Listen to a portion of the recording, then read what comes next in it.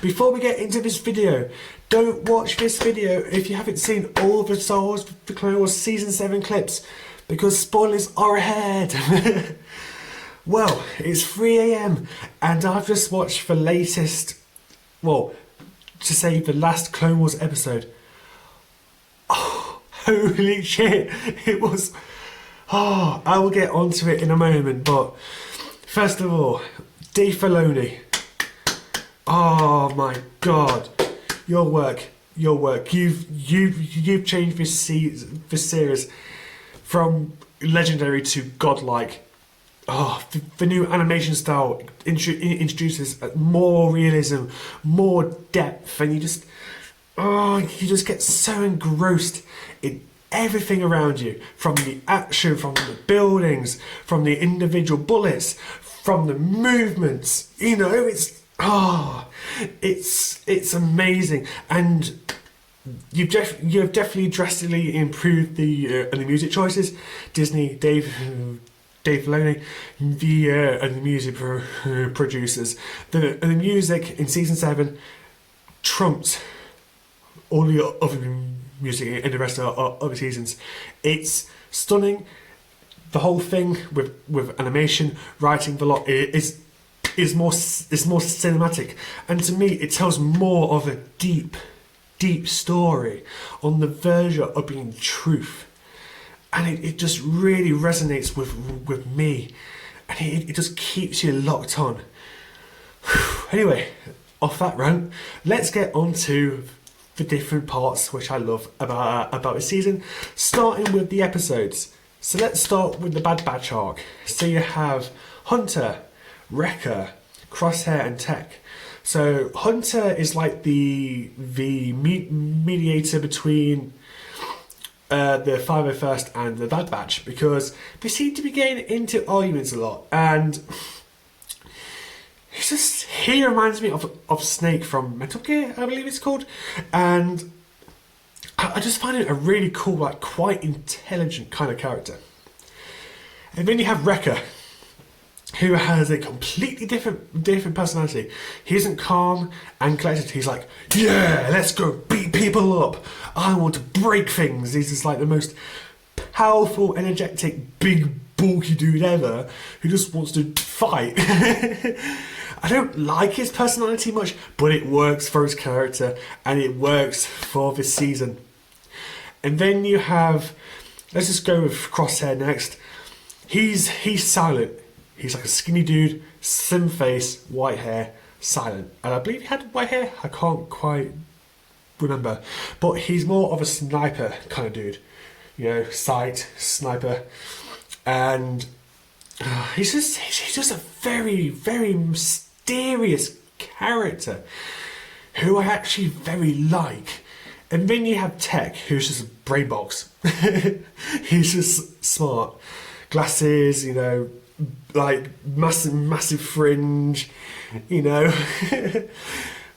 He's just, those characters work so well. They seem to just mould together in perfect harmony, which it just works. It works so well in those episodes. And then you get to the point where they save Echo. But if you watch the previous episodes, isn't Echo meant to be dead? Somehow he survived being blown up. But then this is where it gets sad. He was basically turned into like a droid kind of thing by the Trade Federation, led by Wat Tambor, the guy who lost to Mace Windu on Ryloth. It's sad because Echo was an awesome character, but then he does go and join the Bad Batch, which I think is cool, because his character, as I was saying in regards to Bad Batch, really works with the Bad Batch and this season. However, we don't know his fate. I want to know his fate. And then you have Rafa and... oh crap, what's her name? Rafa and... damn, what's her name? Rafa and... something. 1 second. I'm back. I can't believe I actually forgot her name. Wait, it's Rafa and Trace Martez. So Rafa, she's kind of the bossy figure, since Trace and Rafa are basically sisters. And she's basically trying to work for people to make money for them to escape their life, their quite bad life, I'll say, on Coruscant. Which is commendable until she decides to accept a job from the Pikes, who are a very nasty crime syndicate who want to sell drugs. Luckily, they had it as Ahsoka, or they would have died. But do I like Rafa and Trace Martez? No. No, I don't. I hate Trace's design. Her hair is like little short curly hair, face like thin as anything. It's like, it looks strange. I don't like the characters. I don't like their whole personality. Their characters just don't work for me.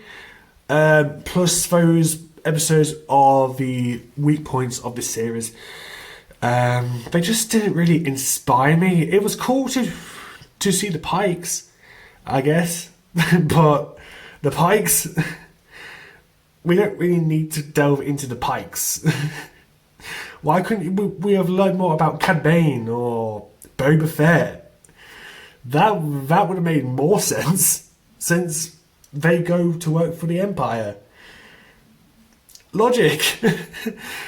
But then we get onto the last 4 episodes.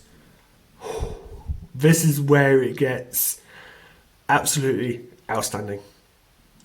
So the first episode is where, of course, Ahsoka teams up with Bo-Katan, who is Satine Kryze's sister, who was the Duchess of Mandalore. And this is because Maul is still ruling Mandalore, and they want to take him out. And they come to the Republic, and this is where Anakin sees Ahsoka again. She gets her own clone detachment. Why have orange helmet and blue armor? It looks weird. Just saying. But then things get a bit dark, because then they're sent on a mission to capture Maul. And then you have this new character come along, Captain Vaughn. He dies in the first episode because he didn't listen to Ahsoka and got himself shot. Well done, Vaughn. Well done. Even though he somehow now became a fan favourite, which I don't necessarily disagree with, if I'm honest. I'm still fascinated by the clone, and I want to know more about him. But then after this whole, just like skirmish episode, we basically, it transfers on to Darth Maul capturing Jesse, who was the medic for the 501st. But it's weird. When Ahsoka comes to the main throne room on Mandalore, Maul gives him back to Rex, and then those two have a talk, Ahsoka and Maul. And this is what Maul says. He knows that Anakin is going to turn evil and everything, and he basically wanted Obi-Wan and Anakin there so he could kill Anakin to stop the war, to thwart Sidious. What? If he had done that plan, all of this, all the other wars could have been stopped from the get-go. Why didn't you listen to him, Ahsoka? Why did you have to have him captured by the clones after a long battle? Even though the battle was the hype moment, and I loved it. It was stunning. And then you get into the episode afterwards where Order 66 is announced. So Maul manages to escape, but this is where it gets dark. Ahsoka hears the screams of people dying, and the last part, Anakin saying, "What have I done?" And then you see the face of Sidious on the hologram talking to Rex. Execute Order 66. And then you see Rex, he's like shaking. His He drops his helmet, he's shaking, he pulls out his blasters, and he's like, no, I will do it. And he just can't bring himself to shoot Ahsoka with his pistols. Then, of course, she actually helps him escape and helps him get rid of his chip, his inhibitor chip, which is very good of her. And then cliffhanger until the final episode, which I saw today. Where do I get started? It's basically one massive battle of Ahsoka and Rex and Maul trying to escape. Perfectly executed. But then, the clone in the front who commands the other clones, Jesse. Jesse, who Maul saved. Jesse, who was one of the closest friends to Rex and Ahsoka, turns on Rex and Ahsoka. All of the clones start firing upon them. Rex gets shot in the chest. He's just like, and just carry on blasting with his two pistols like a total badass. But then Maul escapes using the shuttle. So what do? Rex and Ahsoka have to fight for this plane, and the whole cruiser crashes. This is really what got me upset, because I was a huge fan of Jesse, and just seeing his helmet on the pike, bloodstained. And then the very ending, you see Darth Vader, and the last scene in the Clone Wars is just Vader's reflection in a clone's helmet. What a way to end off a series. Stunning. Absolutely stunning. I'm a huge fan of the Battle of Umbara. I think that sequence is amazing, but these 4 episodes had such raw emotion, such amazing music, such perfect actions and animating. My favourite 4 episodes in any season. Hands down. Stunning. Absolutely. I'm shell-shocked. I am actually shell-shocked. Honestly. Because I was not expecting something so deep, so meaningful as we got. I'm still smiling. I'm going to be watching this back and just marvelling back at the episodes. Wow. Anyway, I need to sleep. But man, that was amazing, and what a perfect end to a series. Not like The Rise of Skywalker. But yeah, thank you for sticking around through my glorified ranting and just little kind of good review, I hope.